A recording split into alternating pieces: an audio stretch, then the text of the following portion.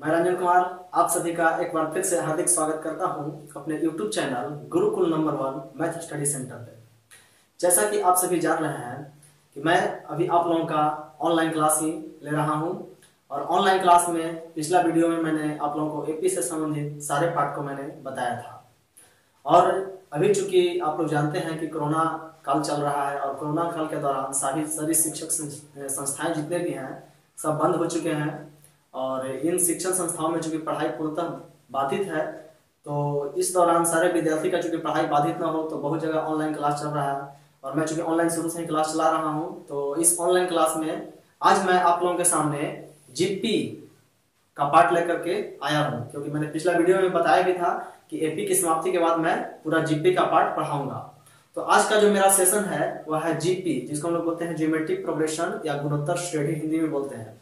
तो चलिए ज्यादा देर न करते हुए मैं अपने मुख्य टॉपिक पर चलता हूं जिसका नाम है जीपी। तो आइए हम लोग बारी बारी से स्टेप बाय स्टेप समझने की कोशिश करते हैं कि जीपी क्या है, कैसे हम लोग जानेंगे कि कोई पद जीपी में है, जीपी से संबंधित मुख्य मुख्य बातें क्या है। इसको भी मैं 3-4 वीडियो बनाऊंगा इससे संबंधित, ताकि पार्ट 1, पार्ट 2, पार्ट 3, पार्ट 4 इस तरह से करके आपके सामने इसका सारा समझ आपके सामने आए। तो चलिए आज मैं आपको जीपी के पहला पार्ट पर बात करने जा रहा हूं। तो आइए हम लोग देखते हैं जीपी। गुणोत्तर श्रेणी, हम लोग हिंदी में बोलते हैं इसको गुणोत्तर श्रेणी, ज्योमेट्रिक प्रोग्रेशन, शॉर्ट में बोलते हैं जीपी। आज इसी का पार्ट 1 लेकर के मैं आप लोगों के सामने आया हूं। सबसे पहले हम जानते हैं डिफिनेशन, क्योंकि जिस तरह से मैंने आपको एपी का डिफिनेशन समझाया था तो आपको जीपी का डिफिनेशन भी समझना बहुत जरूरी है। तो आइए हम लोग जीपी का डिफिनेशन समझते हैं। तो जीपी का डिफिनेशन मेरा कहता है कि पदों का ऐसा क्रम जिसमें दो लगातार पदों को आपस में भाग देने पर हमेशा एक समान राशि की प्राप्ति होती है, गुणोत्तर श्रेणी कहलाता है।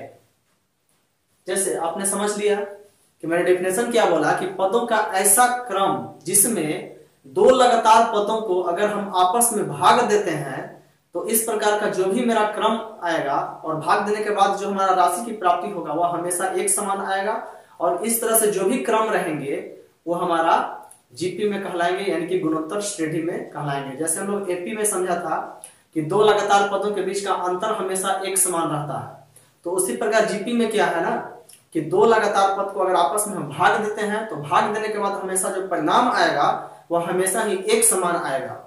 तो इस प्रकार से जो हमको क्रम मिलेगा वह हमारा जीपी में कहलाएगा। जैसे एग्जांपल आप देख सकते हैं, एग्जांपल हमारा है 2, 4, 6, 8, 16, 32, 64 इस तरह से आर इन जीपी। अब आप देखिए कि यहाँ अगर हम दो लगातार पद को देखते हैं, जैसे 2 और 4 देखिए, 4 में अगर हम 2 से भाग देंगे तो क्या आएगा 2, 8 में अगर 4 से भाग देंगे तो 2 आएगा, 16 में भी 8 से भाग देंगे तो 2 आएगा, या 32 में भी 16 से भाग देंगे तो 2 आएगा, या 64 में हम 32 से भाग देंगे तो 2 आएगा। यानी इस तरह से भाग देने के बाद हमेशा आप देख सकते हैं कि हमको एक समान राशि की प्राप्ति हो रही है, यानी कि एक समान राशि हमको मिल रहा है। तो इस प्रकार का क्रम जो हमको बना है 2, 4, 8, 16, 32, 64 हमारा किसमें है? यह हमारा जीपी में है। इसके बाद जो हमारा एक समान पद आया, जिस तरह से हम लोग एपी में सार्वअंतर या कॉमन डिफरेंस बोलते थे या सीडी या डी बोलते थे, तो जीपी में उस अंतर को क्या कहते हैं? जीपी में जो हमारा एक समान राशि आएगा उसको हम लोग क्या बोलेंगे? तो उसको हम लोग बोलते हैं सार अनुपात, कॉमन रेशियो। तो हम लोग इसका भी डिफिनेशन लिखे हैं कि सार अनुपात कॉमन रेशियो, जिसको हम लोग सी आर या आर कहते हैं। तो इसका अगर हम डिफिनेशन की बात करें तो जीपी में दो लगातार पदों को आपस में भाग देने पर जो एक समान राशि प्राप्त होती है उसे सार अनुपात कहते हैं या कॉमन रेशियो कहते हैं, जिसको हम लोग शॉर्ट में बोलते हैं सी आर या आर। यानी कि अगर कहा जाए तो सार अनुपात सी आर का फॉर्मूला क्या हो गया? तो इसका फॉर्मूला हो गया कि कोई भी पद बट्टा में इसके पूर्व का पद, यानी कि एनी टर्म बट्टा इट्स प्रीसीडिंग टर्म। यानी कि इसमें अगर आपको जीपी में कोई टर्म दिया हुआ है तो आप कोई भी पद को लीजिए और उसके पहले वाले पद से लेकर उसमें क्या कीजिए? भाग दीजिए। तो इस तरह से जो आपको राशि आएगा वो आपका क्या हो जाएगा? सीआर होगा या आर होगा, जिसको हम लोग कहते हैं सार अनुपात या कॉमन रेशियो। जैसे यहाँ पर जो मेरा भाग देने के बाद जो एक समान राशि आया, तो यहाँ पर हमारा सार अनुपात या कॉमन रेशियो क्या हुआ, तो यहाँ पर मेरा सार अनुपात हमारा 2 हो गया, कॉमन रेशियो, जिसको हम लोग CR या R से नाम से जानते हैं। जैसे और एग्जांपल की अगर हम बात करें तो 4, 12, 36, 108, 324 डॉट डॉट डॉट RNGP में अगर आपको दिया हुआ है, तो इसका हमारा अगर CR निकालना हो तो क्या करेंगे, तो अगर आपको इसको CR या R निकालना हो तो देखिए 12 में 4 से भाग दीजिए तो 12/4 3 आया, या 36 में 12 से भाग दीजिए तो 36 में 12 से भाग देंगे तो क्या आएगा 3 आएगा, या 108 में आप 36 से भाग दीजिए तो यहां से भी आप 3 आएगा, या 324 में 108 से भाग दीजिए यहां से भी आपको 3 आएगा। तो हमेशा भाग देने के बाद देखिए एक समान राशि को 3 3 3 की प्राप्ति हो रही है कि नहीं हो रही है, तो इस तरह से इसका CR या R क्या हो गया 3 हो गया। उसी प्रकार अगर आप और एग्जांपल लेते हैं जैसे 9, 36, 144, 576 RNGP में दिया हुआ है, तो इसका कॉमन रेशियो क्या होगा, तो इसका CR या R होगा हमारा 36/9 कीजिए 4 आएगा, 144 में 36 से भाग दीजिए 4 ही आएगा, 576 में 144 से भाग दीजिए 4 ही आएगा। यानी कि इसमें कोई भी पद इसके पहले वाले पद से अगर हम भाग देते हैं तो हमको हमेशा एक समान राशि मिल रहा है। क्या मिल रहा है एक समान राशि, हमको 4 मिल रहा है। तो इस तरह से हम यहां समझेंगे कि CR या R क्या हो गया 4 हो गया। तो इस तरह से जीपी में अगर आपको कोई भी पद अगर आपको क्रम दिया हुआ रहेगा पदों का क्रम, तो आप उसका कॉमन रेशियो जिसको हम लोग सार अनुपात बोलते हैं, शॉर्ट में हम लोग CR या R बोलते हैं, आप उसको बहुत आसानी से निकाल लेंगे। क्या करेंगे, आप कोई भी पद लेंगे और उसके पहले वाले पद से भाग देंगे। एपी में हम लोग क्या करते थे, कोई भी पद लेकर उसके पहले वाले पद को घटाते थे, लेकिन इसमें क्या करना पड़ रहा है, कोई भी पद लेकर के उसके पहले वाले पद से क्या करना पड़ रहा है, भाग देना पड़ रहा है। तो उम्मीद करते हैं दोस्तों कि आप जीपी का CR या R निकालना अच्छी तरह से आप समझ गए होंगे। इसके बाद आप देखिए थोड़ा सा महत्वपूर्ण बिंदु पर चर्चा करते हैं कि महत्वपूर्ण बिंदु समझने के लिए हम लिख रहे हैं कि जैसे मान लीजिए कि एग्जांपल अगर है 3, 6, 12, 24 RNGP में दिया हुआ है, तो आप यहाँ जानते हैं कि यहाँ पर हमारा अगर CR या R की बात किया जाए तो 6/3 निकालेंगे तो 2, या 12/6 निकालेंगे तो 2, या 24/12 करेंगे तो 2। कॉमन रेशियो या CR या R हमारा 2 है। और अगर पहला पद देखा जाए तो यहाँ पर 3 है। तो अगर मान लिया जाए कि कभी ऐसा आपको दे दे कि जीपी में पहला पद दिया रहे और कॉमन रेशियो दिया रहे और उसके आधार पर बहुत सारा आगे पद निकालना हो, तो आप थोड़ा सा यहाँ गौर कीजिए, आपको पता चल जाएगा कि देखिए प्रथम पद 3 है और कॉमन रेशियो 2 है। अगर प्रथम पद में कॉमन रेशियो से अगर हम गुना करेंगे तो 3 दूनी 6, यानी कि अगर हमको दूसरा पद देखिए हमारा 6 की प्राप्ति हो रहा है, यानी कि अगर दूसरा पद की प्राप्ति के लिए हमको क्या किए, प्रथम पद में कॉमन रेशियो से गुना किए। तो क्या लिख सकते हैं कि दूसरा पद बराबर प्रथम पद गुने कॉमन रेशियो 3 गुना 2 बराबर 6। उसी प्रकार मान लीजिए कि फिर हमको तीसरा पद निकालना हो तो दूसरा पद में कॉमन रेशियो से गुना करेंगे, तो तीसरा पद बराबर क्या हो जाएगा, दूसरा पद गुने CR। तो दूसरा पद हमारा क्या आया है 6 है, तो 6 में अगर हम 2 से गुना करेंगे तो 12 हो जाएगा।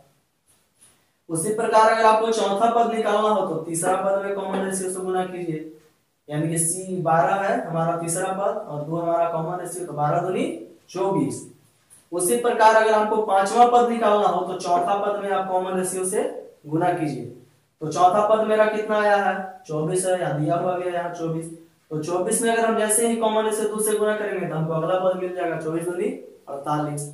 अगर उसके आधार पर हमको और अगला पद निकालना है, जैसे हमारे छठा पद निकालना है, तो छठा पद के लिए क्या करना होगा, पांचवा पद में आप कॉमन रेशियो से गुना कीजिए। तो कॉमन रेशियो से जैसे ही गुना करेंगे तो 48 गुने 2 बराबर 96 आएगा। तो इस तरह से अगर आपको किसी भी पद की प्राप्ति अगर मालूम रहे और कॉमन रेशियो मालूम रहे, तो आप उसको में गुना करते करते क्रम से आप अगला पद की प्राप्ति कर सकते हैं। जिस तरह से हम लोग एपी में करते थे कि पहले वाला पद मालूम रहता था, कॉमन डिफरेंस मालूम रहता था, उसको हम लोग जोड़ जोड़ करके अगला पद हम लोग निकालते जाते थे। अगर आप एपी का मेरा वीडियो नहीं देखे होंगे तो आप लोग जाएंगे प्लेलिस्ट में जाकर के संख्या पत्ती से संबंधित सारा वीडियो में मेरा जो प्लेलिस्ट है उसमें आप जाकर के देख सकते हैं सारे वीडियो को, क्योंकि एपी अगर आप समझेंगे तो इसको समझने में आपको आसानी होगा। तो इस तरह से आप यहाँ पर थोड़ा सा बस गौर करेंगे कि आपको कोई भी पद मालूम रहे, कॉमन रेशियो मालूम रहे जीपी का, तो आप उस पद में गुना कर करके क्रम से अगला पद प्राप्त कर सकते हैं। जैसे यहाँ देख लेंगे, थोड़ा सा और गौर कीजिए कि जैसे यहाँ पर अगर पहला पद हमारा 3 है और कॉमन रेशियो है, डायरेक्ट अगर हमको यहाँ निकालना हो तीसरा पद, तो इसका मतलब क्या करना होगा कि इसमें हमको पहला पद में 2 बार आर से गुना करना होगा। जैसे यहाँ देखिए प्रथम पद गुणे सी आर, अब पुनः यहाँ से हम क्या किया ना कि प्रथम पद गुणे सी आर में ही फिर यहाँ आर गुना किए हैं, यानी ये दोनों को ही गुना कर। जैसे दूसरा पद हमारा 6 है ना, तो 6 को लिख सकता है ना प्रथम पद गुणे सी आर, और फिर इसमें सी आर से गुना करेंगे तो हमको जस्ट अगला पद मिलते जाएगा।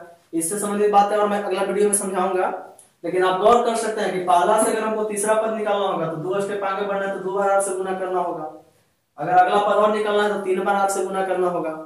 अगला हम समझाएंगे इसके अगले वीडियो में इससे संबंधित बातें। तो एक छोटा सा महत्वपूर्ण बिंदु है जो आपको समझने के लिए मैंने बताया है।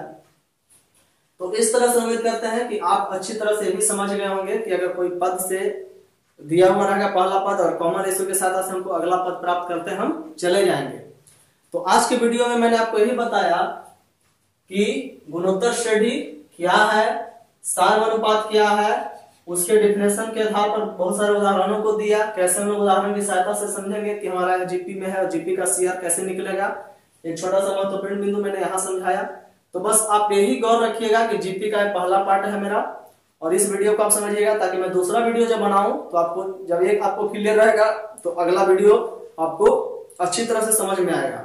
तो उम्मीद करते हैं दोस्तों कि ये सारा पार्ट आपको अच्छी तरह से समझ में आया होगा। किसी भी प्रकार का अगर फिर भी आपको कोई कंफ्यूजन अगर हो तो आप हमको कमेंट करके हमसे पूछ सकते हैं। और आपको अगर वीडियो मेरा यह पसंद आता है तो आप लोग कृपया करके इसे लाइक अवश्य कीजिएगा और अपने दोस्तों तक शेयर अवश्य कीजिएगा। और जो कोरोना काल चल रहा है तो अधिक से अधिक ऑनलाइन क्लास में आप लोग अधिक से अधिक लोगों को जुड़िएगा। और अगर आप मेरे चैनल पर नए हैं तो चैनल को सब्सक्राइब करना ना भूलिए। और सभी छात्र छात्राएं कोरोना के गाइडलाइन का पालन कीजिए, दिए गए सरकार के दिशा निर्देश का पालन करें, दोस्तों से दूरी बना करके रखें, मास्क का प्रयोग करें, सैनिटाइजर का प्रयोग करें और अधिक से अधिक लोगों को इसके लिए सजग और सतर्क रहने के लिए कहें। हमेशा लोगों को प्रेरित करें, किसी को हतोत्साहित न करें। चलिए तो मिलते हैं इसके अगले पार्ट में, तब तक के लिए धन्यवाद।